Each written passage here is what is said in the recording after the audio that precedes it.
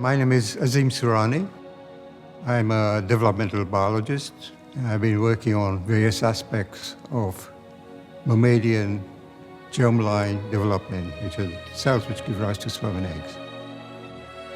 I was born in Kenya.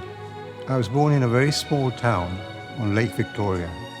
The thing that was of great influence on me was that there were a lot of very exciting fish in the lake. These are called cichlid fish. There are many different varieties. And that was kind of sparked an interest in trying to understand how living things develop. Key always is to find a question. You have to find a question and then also to ask, why is this question important? This I found kind of amazing, that what started as a very esoteric, very fundamental question, like can you make parthenogenetic mice, has a huge impact broadly. So let me explain what parthenogenesis is. It's development of an egg without fertilization, so they don't have any paternal contribution. So the question was, can we do this in mammals? Can we get development of a mammal, in our case a mouse, to develop without fertilization right up to adulthood? So I was working on this with my friend Matt Kaufman, and we could develop these embryos, and occasionally we could even get them to develop up to mid-gestation period, halfway through development, but they wouldn't go further. What we did was to make 3 different types of one-cell eggs. In one, we had 2 paternal derived genomes. In one, we had 2 maternally derived genomes, and the third was a control, it's both.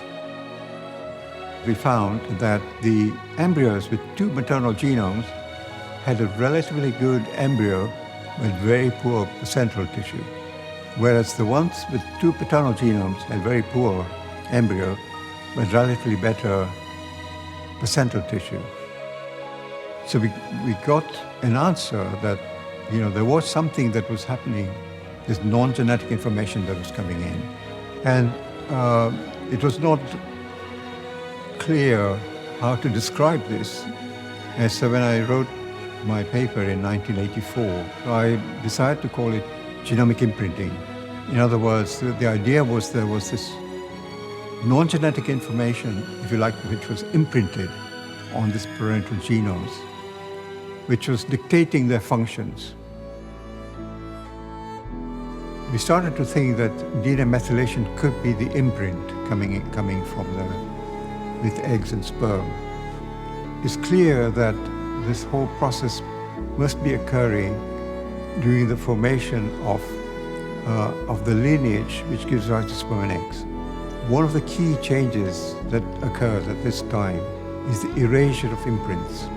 So by the time these germ cells, primordial germ cells, get into developing gonads, imprints are erased. So the slate is wiped clean. It's almost like wiping out a computer disk. You're going to put on a new program, you wipe out the disk. Now, the embryo can develop as a male or a female. And so they have to put appropriate marks depending on whether the embryo is going to become male or female. And you cannot do that without wiping out the disk or the imprints from these germ cells. And by the time they get into the developing gonads, we call this epigenetic ground state, which means that this is a state where suddenly all the DNA methylation is virtually wiped out.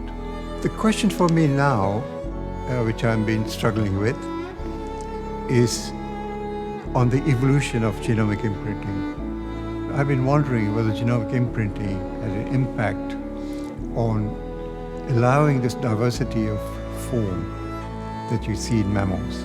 So that's the question that I'm interested in.